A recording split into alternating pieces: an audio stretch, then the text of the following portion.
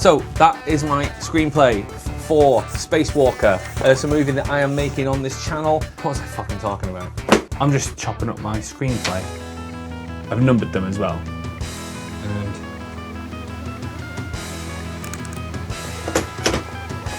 put all the things on and we get rid of them now.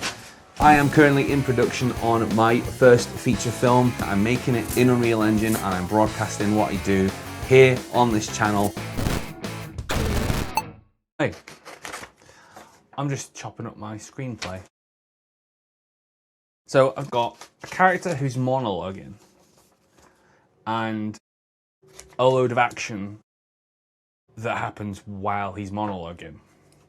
And when I've written something like this before, what usually ends up happening is I end up taking each line of the monologue and then moving it somewhere else. And, you know, if it's a long monologue, you have to do that quite a lot of time. It's just to kind of space it around in the action. And so this time I thought, well, I ain't got time for that. I've got to have this script done by Saturday because the actors are coming in. So I thought, what I'm going to do, I wrote the monologue all as one piece, but with individual lines. And what I'm going to do is I'm going to chop them all up into individual lines. I've numbered them as well. And then I'm going to take my action, my drama, I'm going to start pinning them into the action, going, I think that one goes there. And maybe these two go here.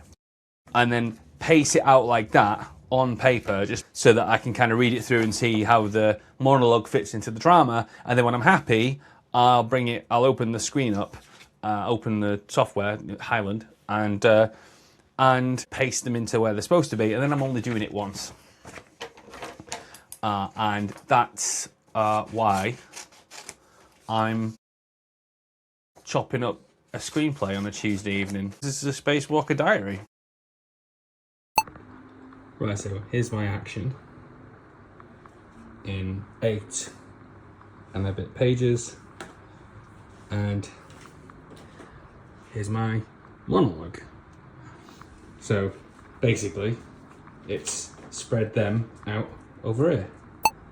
Okay, I think that's it. So now, staple time. Ta-da!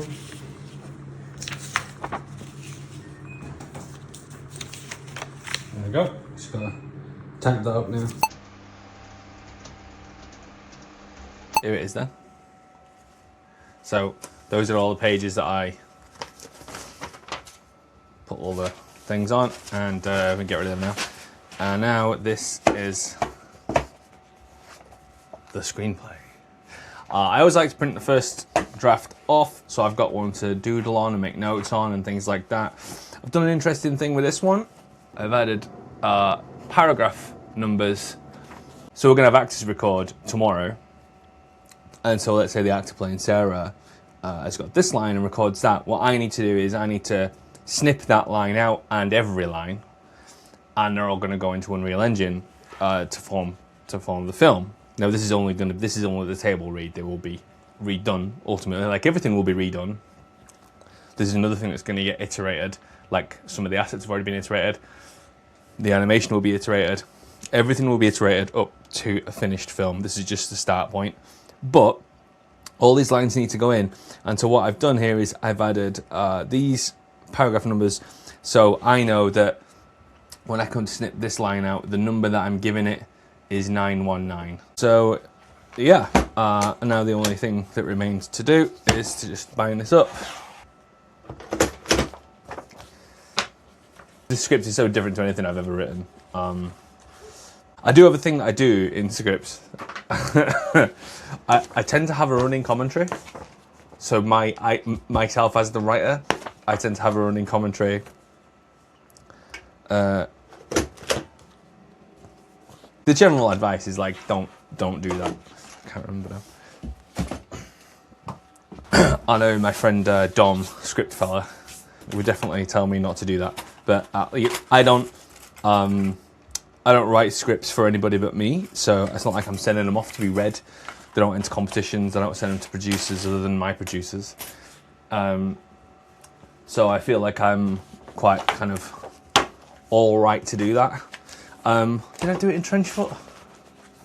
Don't know if I did do it in Trenchfoot.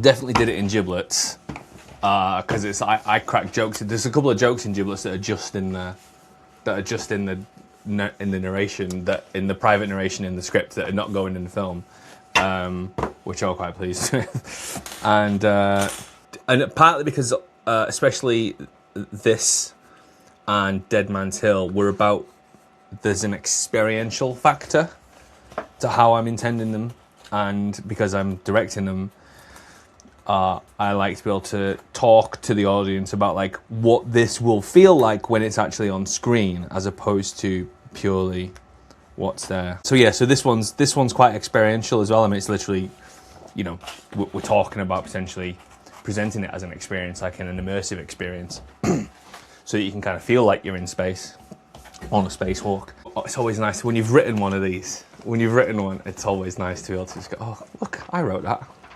Oh. What was I fucking talking about? It's been a long week. Yeah, when it's experiential, like, so, there's a thing in here.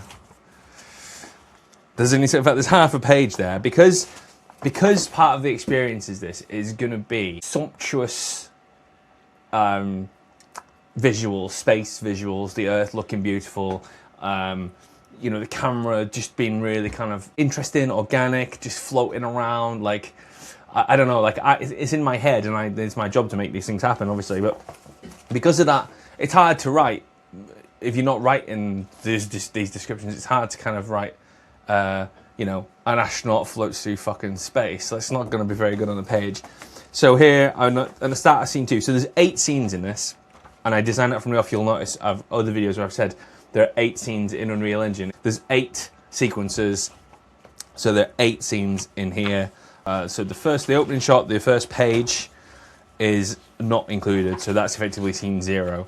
But then it starts on page 2 with scene 1, interior ISS Quest International Airlock, and then that goes on until page 9. That's actually the shortest scene, I think, depending on how it plays out. Anyway, this is the start of scene 2, so it's continuous. The only reason they're there is just to divide it up, because I'm going to make them in these 8 sequences. So it's effectively like 8 short films presented back to back, effectively, just to break things up, to make it easier to make in Unreal Engine. But anyway, this says exterior International Space Station, day pass, continuous. This is all about camera work, and from here in, camera moves are presented in italics. It's my party, and I'll write camera moves if I want to. Yeah, I wrote that. The camera will be constantly, gently rolling and drifting, challenging the audience's sense of up and down. There is always to the audience an up. It's whichever way Tom is up. But Tom will flip around. There's no up or down to him. The camera will seek to gently reorient the audience each time this happens. Few cuts, long shots. This should feel like a gentle, meditative roller coaster. The camera movement is half the joy, and in a continuous move, we follow Tom dropping through the hatch, staring straight down at the big blue and white planet, suddenly filling our vision, glaring white until our eyes adjust. That is basically the egress shot. Now, that's not far, me reading that's not far off the amount of time it takes to actually do that shot, and that's why I wrote it, because if I actually wrote all the detail, it wouldn't take as long on the page.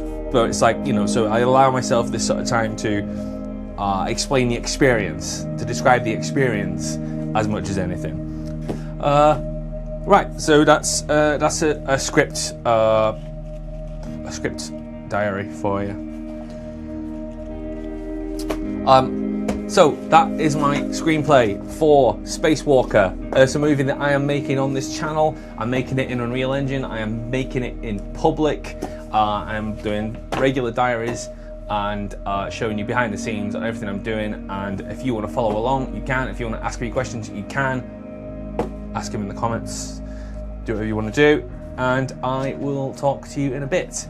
I've got some actors to prep for a session tomorrow. So catch you down the road.